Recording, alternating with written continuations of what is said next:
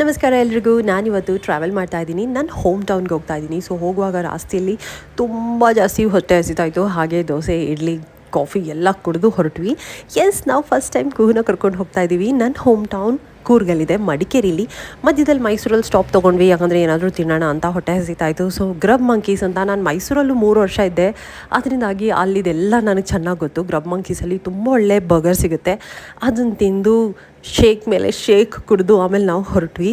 So Mysuru Dasara ಇದೆಯಲ್ಲ, one of the famous. ನಿಮಗೆ ದಸರಾ ನೋಡಬೇಕಂದ್ರೆ ಮೈಸೂರಿಗೆ ಹೋಗಬೇಕು.